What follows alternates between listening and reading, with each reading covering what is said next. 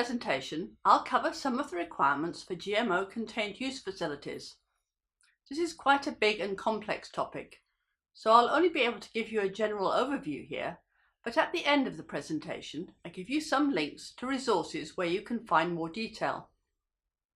So, in this presentation, we'll cover laboratory facilities as well as greenhouses.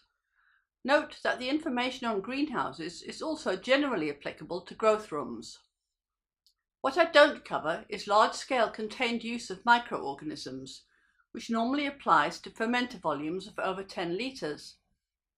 This is because at the present time, it's unlikely to be immediately relevant to countries in the Southern African region, except for South Africa. What I do cover is information about containment levels and their requirements, bearing in mind that the level of containment should be determined as a result of a risk assessment, which is normally conducted at the institutional level where the work is to take place. However, the risk assessment process itself is not included here because there's plenty of information about it elsewhere. So, the risk assessment will result in assigning an activity to a containment level, which should be sufficient to protect both human health and the environment. In reality, almost all activities will be low risk and assigned to Containment Level 1 or possibly Level 2. This is because most contained use activities involve organisms which don't cause disease and are unlikely to survive outside the facility, in which case Containment Level 1 is appropriate. Only in exceptional circumstances, such as work with pathogens or invasive weeds, might it be necessary to have a higher level of containment. In the case of plants, biological containment, such as bagging flowers to prevent pollination, may reduce the level of physical containment needed. And in the case of microorganisms, the use of attenuated or disabled organisms can also provide biological control. Containment involves not only the physical elements, but also the working practices. In terms of working practices and techniques, standard operating procedures, or SOPs, need to be in place, and personnel need to be appropriately trained and with relevant experience. Physical containment involves primary safety equipment, including personal protective equipment, and then secondary barriers in terms of facility design and construction. To reduce the risk to an acceptable level, combinations of physical and biological containment may be used. I'll next go through the various containment levels, first for laboratories and then for greenhouses.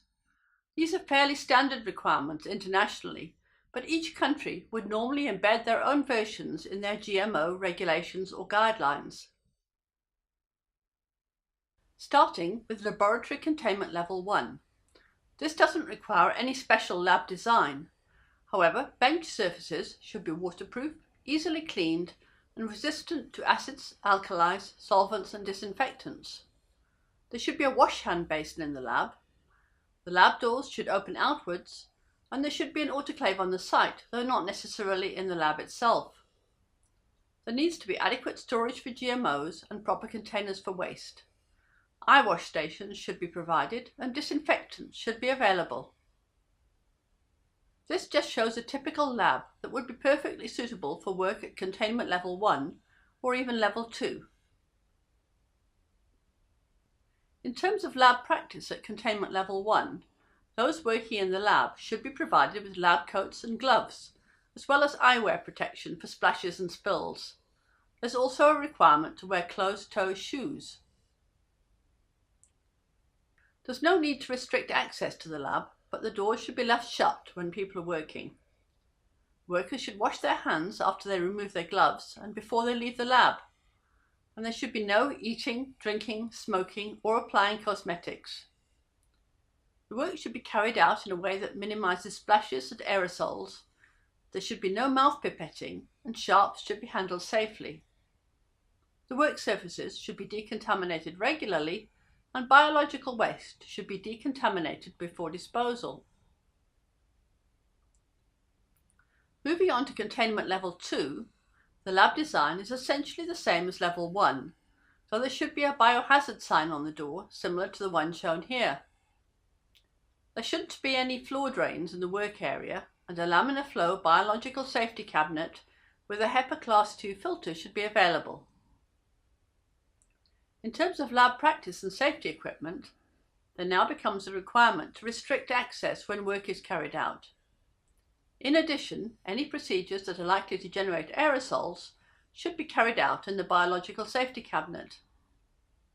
There's also a requirement at this level to either immunize or test personnel for the agents they handle as appropriate, and to put in place routine medical surveillance.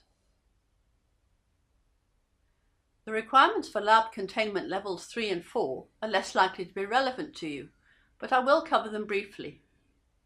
Starting with lab design for containment level 3, we now have a requirement for the facility to be physically isolated.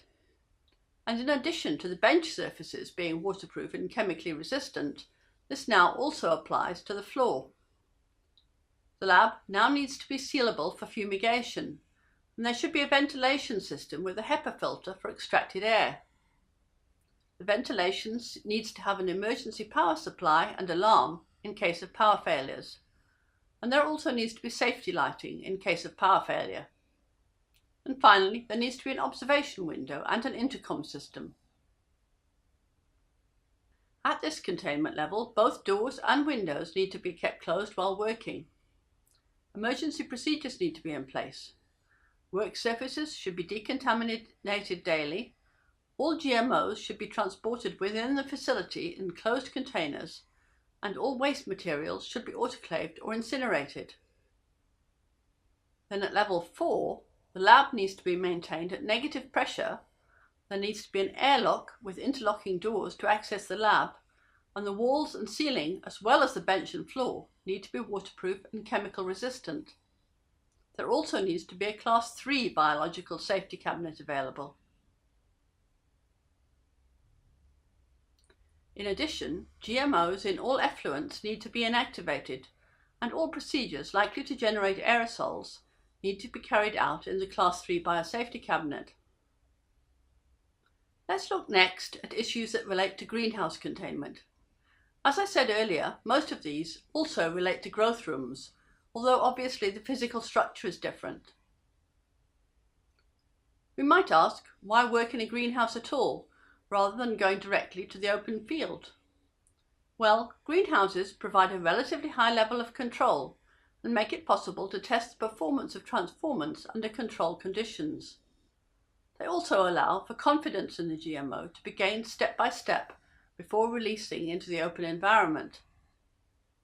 It's easy to monitor the performance of the GMO in the greenhouse, and also from a practical point of view, it's important for early stage hardening off, testing and multiplication.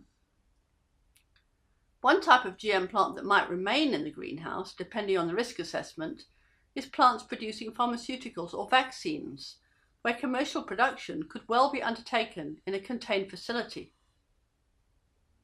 Containment level 1 for plants, generally known as BL1P, involves a low level of containment where there is no evidence that the GMO would survive and spread in the environment, and if released accidentally would not pose an environmental threat. It's also appropriate for GM microorganisms associated with plants that can't spread rapidly and aren't known to have negative environmental effects. The physical requirements at this level are fairly generic for greenhouses, with various options in terms of the greenhouse frame and either glass or plastic glazing. The floor can be gravel, soil or concrete, but the walkway should be impervious. Ventilation may involve roof or side vents, fans, cooling pads or a fog system. Organisms should be inactivated at the end of the experiment, and a pest control program should be in place. This slide just shows some typical work being undertaken in a level 1 greenhouse. Biosafety level 2 for plants is recommended for GM plants and associated organisms which could be viable in the surrounding environment but would have a negligible impact or could be readily managed. This level is generally required for transgenic plants that may exhibit a new weedy characteristic or that may be capable of interbreeding with weeds or related species growing in the vicinity. However, if the surrounding area around the greenhouse is kept clear of wild relatives beyond normal pollination distances, it may be possible to avoid resorting to this level of containment. At this level, the greenhouse floor should be impervious, and an autoclave should be available. With the aim of limiting access by insect pollinators, fly screens should be in place over the vents.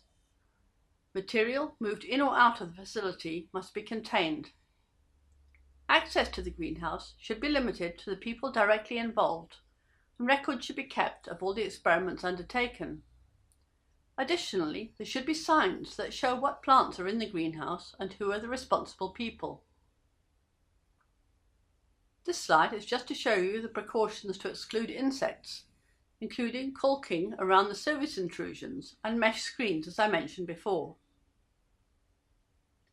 It's unlikely that you'll have need of biosafety levels 3 or 4 for plants.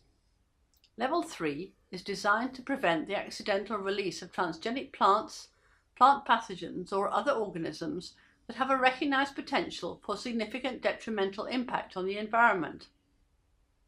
It's recommended for transgenic plants containing genes from an exotic infectious agent in which a complete functional genome of the infectious agent could possibly be reconstituted. At this level, construction is much more complicated, as the structure needs to be rigid and wind resistant, with laminated and strengthened glazing. There are no ventilators with screens. Instead, the ventilation should be under a negative pressure and exhaust air should be HEPA filtered. There needs to be provision for collection and decontamination of the runoff from the drains. There need to be double doors, which should be self-closing and locking. Floors and benches need to be impervious to liquids. In addition, there needs to be an autoclave within the facility and a hands-free hand-washing facility. Lastly, we move to Biosafety Level 4 for plants. BL4P is recommended for experiments on certain exotic, readily transmissible infectious agents that are potentially serious pathogens of major crops and that are performed in the presence of their vector. There aren't too many of these facilities in the world, and when you look at the requirements, you can see why. The walls, floors, and ceiling need to form a sealed internal shell that's resistant to liquids and chemicals. The only means of entry and exit is via a shower room through an airlock, and personnel need to remove all their street clothing and change into lab clothing, which is autoclaved before laundering. So, to summarize, for the majority of work in either the lab or the greenhouse or growth room, Containment Level 1 or possibly Level 2 will be perfectly adequate, and there's no need to go to huge expense to generate a purpose-built facility. Containment is as much about working practices as about the physical facility, and by adjusting working practices, including introducing biological containment measures, it may be possible to reduce the containment level required. Containment should be appropriate to the actual risk and the risk management measures that are identified as a result of a risk assessment. Finally, here are some links to useful resources. The first two are links to UK guidelines, which are extremely detailed. Then the third one is a link to a document on plant biosafety in research greenhouses, which relates to the requirements in the United States. And finally, there's a link to the South African guidelines that give the details of the South African requirements for contained use. Thank you.